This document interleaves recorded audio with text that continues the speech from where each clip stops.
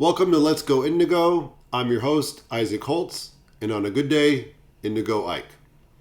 Today I want to take a look at a short clip of an individual who, this one is posted on Integral Life, a site started by Ken Wilber and host of explicitly integral second tier content. And the individual's name is Keith Martin Smith. Here's just the start of the clip. We'll watch it soon. And I want to mention that I don't know Keith directly, but I have a friend who knows him.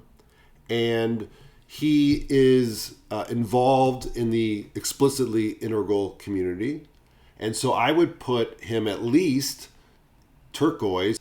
I view turquoise as a sort of collective group of teal individuals who are synthesizing their individual holistic worldviews into a shared space.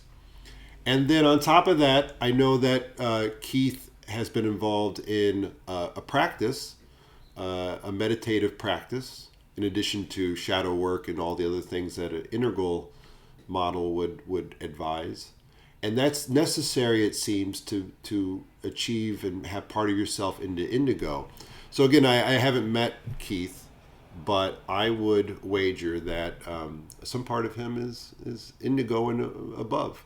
Let's take a look at his clip and discuss how I would, if I didn't know anything about Keith, how I would take his words and analyze his development. How does this help the world? Right? Well, it helps the world in the same meta argument that I'm making, in that by acknowledging that there are 12 or 13 lines of intelligence, that forces us to see the world in a much more complex tapestry. I might be interacting with someone who's a mechanical genius, but who's maybe not that cognitively sharp. And rather than projecting my bias that the only worthy intelligence is a cognitive intelligence, I might be able to appreciate what his particular line of genius has to offer me and has to offer the world. So two things here that I think are worth pointing out. One is that he mentions multiple intelligences, which is an element of Ken Wilber's AQUIL model: all quadrants, all levels, all lines, all states, all types. Lines are a way to describe the capacity to have what Keith mentions, multiple intelligences that develop through stages seemingly independently. So one can have a cognitive line, that's the ability to take perspectives, what typically you would consider it their mind, and then you might have a kinesthetic intelligence, which is the body's ability to develop and say, be aware of itself, be aware of others, be aware of everyone in the room. You can think of basketball players at an arena having quite a high kinesthetic intelligence. And he also is discussing what I would say is a very green, savvy way of pointing out that, hey, we don't want to value just cognitive intelligence. So just straight away, I would say, I'm looking at the developmental spectrum map of levels, stages. I would say the fact that he's discussing lines of development is just an obvious Teal aspect right there. He could be a lines of development researcher and could be just an expert in it, and just maybe just knows all the facts and has read all the research and hasn't developed through green into teal. So he could be orange in that way, but it's really clear, given the context and everything else, that he's into lines of development because he's interested in developing his teal self and has found Ken's work and is aware of lines of development. So just being aware of lines of development is a big plus, but he's clearly discussing it and has thought about the topic quite a bit. The green aspect, I just say that there's a propensity to say that cognitive intelligence is better than mechanical intelligence. And he's saying that, perhaps there is something he can learn or appreciate.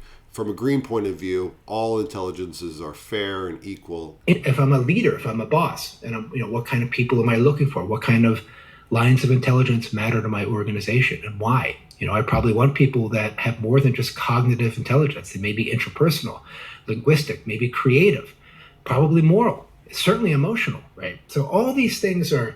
That just alone is just a great Teal pointing out instruction to anyone who's in a business who might be watching this clip, and the need to have people who not just smart and from ability to take perspectives, but they have moral or interpersonal, and not everybody's going to be able to max out all these lines of development, but you want a team that people have these additional lines of development developed. They help break us out of this monolithic way of looking at the world and help us see the world in a much more complex and beautiful way.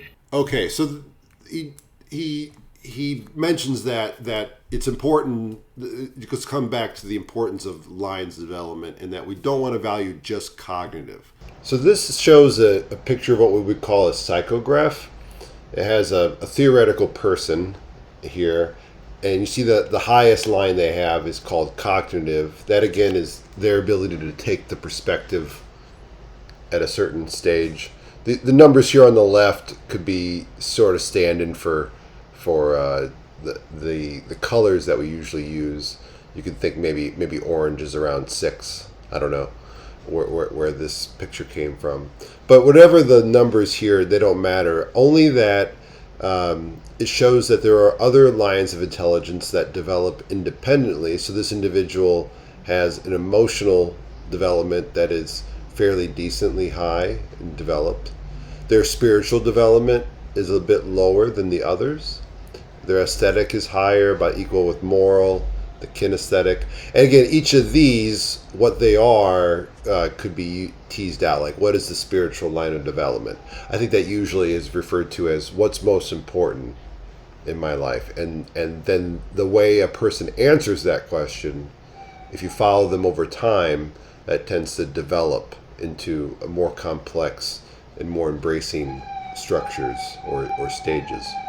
If we come back to this image of the lines of development, one final note I want to mention, which is something that it's not mentioned in the video, but it's important when in terms of considering, the aesthetic or the kinesthetic or the emotional development is no worse than the cognitive development. And that's true relatively. These are all in their own area important and amazing, and takes time to be developed. But the cognitive is what we say necessary but not sufficient. So you will never see a kinesthetic line that is higher than the cognitive. The cognitive has to, in a sense, the ability of the mind to take perspectives, it needs to carve out room, so to speak, and then the other lines of development can follow suit. So you'll never see a line of development that is higher than the cognitive development. And that points to something that the necessary part, so that the cognitive is necessary first before the other intelligences. It's not sufficient, meaning that you aren't guaranteed moral development up to your cognitive development. So that may explain people that you've met who can take the perspective of another, but they really don't care. So just one thing I would want to point out, it's important to not just weigh heavily on the cognitive, but it is necessary. And so we don't want to forget that the ability to take perspectives and learning the integral model is a necessary step to carve out space in your own awareness for your other developmental lines to grow into a holistic, integrative way. with that, I want to wish you a blessed journey on your development. Hit the like button, hit the subscribe, come back, and let's start the conversation. Be well.